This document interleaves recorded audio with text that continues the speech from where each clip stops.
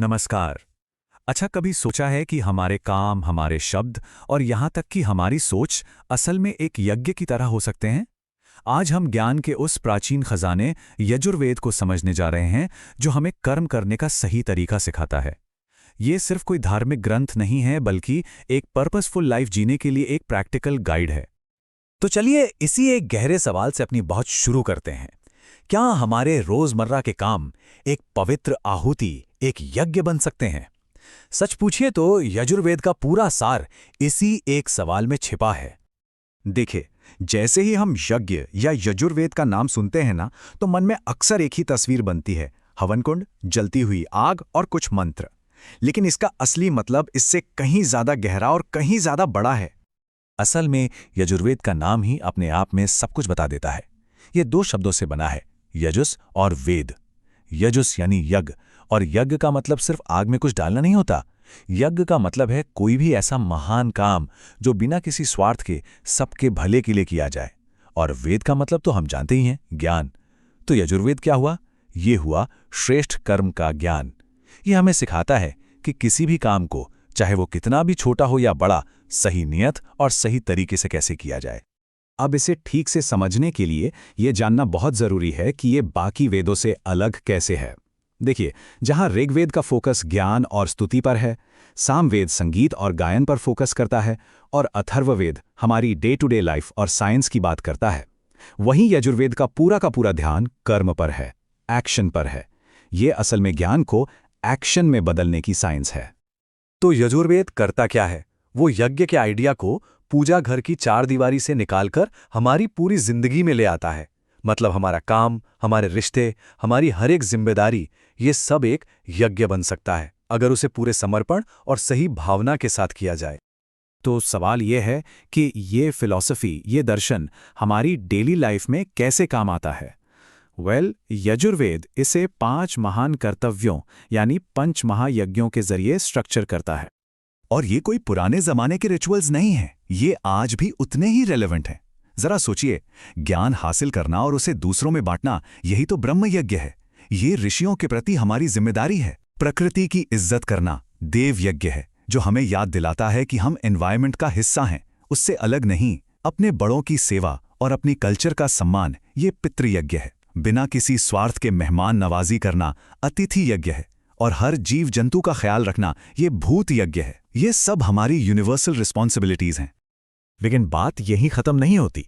यजुर्वेद सिर्फ बाहरी कर्मों की बात नहीं करता, बल्कि वो हमें हमारे अंदर चल रहे यज्ञ की तरफ ले जाता है। और ये है सेल्फ इंप्रूवमेंट का सबसे पावरफुल रिचुअल। तो इस अंदरूनी यज्ञ की वेदी क्या है? वो है हमारा अपना शरीर। जी हाँ, यही वो सीक्रेट स्पेस है जहां सेल्फ ट्रांसफॉर्मेशन का ये महान अनुष्ठान होता है। अच्छा, वेदी तो हो गई। अब इस वेदी में अग्नि कौन सी जलेगी? वो है हमारा ज्ञान, हमारी बुद्धि, जो सही और गलत के बीच का फर्क करके अज्ञान के अंधेरे को जला देती है। और अब सबसे जरूरी सवाल, इस यज्ञ में आहुति किस चीज की देनी है, क्या चढ़ाना है? वो है हमारी नेगेटिव क्वालिटीज, हमारा ईगो, हमारा गुस्सा, हमारा लालच और जलन। यही वो असली आहुति है जिसे हमें ज्ञान की इस आग में स्वाहा करना है। अब जब कोई इंसान अपने अंदर के इस यज्ञ से खुद को प्यूरिफाई करता है, तो उसका असर सिर्फ उस तक नहीं रहता, बल्कि यहीं से एक बेहतर समाज और राष्ट्र की नींव रखी जाती है।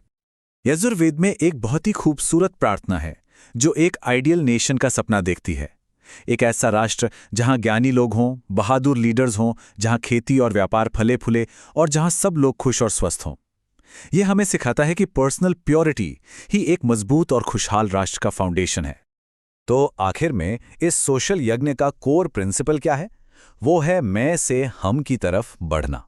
जब हर नागरिक अपने पर्सनल गेन से ऊपर उठकर देश रूपी इस महायज्ञ में अपने कर्तव्य की आहुति देता है, तभी एक महान राष्ट्र बनता है। तो इन सारे बाहरी और भीतरी यज्ञों का, इन सारे कर्मों का अल्टीमेट गोल क्या है? ये हमें कर्म के रास्ते से होते हुए परम ज्ञान तक ले जाता है। यजुर्वेद का जो कंक्लूजन है, वो उसके सबसे फिलॉसफिकल हिस्से यानी ईशावासी उपनिषद से होता है। ये उपनिषद कर्म और ज्ञान के बीच के गैप को भरता है। ये कहता है कि जब हम बिना किसी स्वार्थ के कर्म करते हैं, तो हमारा मन साफ होता है, और सिर्फ एक साफ मन ही उस अल्टीमेट ट्रूथ को समझ सकता है। इसका पहला ही मंत्र ईशा वास्यमिदम सर्वम पूरी बात कह देता है। इसका मतलब है कि इस यूनिवर्स का, इस दुनिया का हर एक कण उस डिवाइन पावर से भरा हुआ है। और जरा सोचिए, जब हर जगह वही एक चेतना है तो फिर नफरत और डर के लिए जगह कहाँ बचती है? तो ये हमें जीने का एक बिल्कुल अलग नजरिया देता है। संदेश ये है कि दुनिया को छोड़ना नहीं है, बल्कि उसमें रहते हुए भी उससे जुड़ना नहीं है।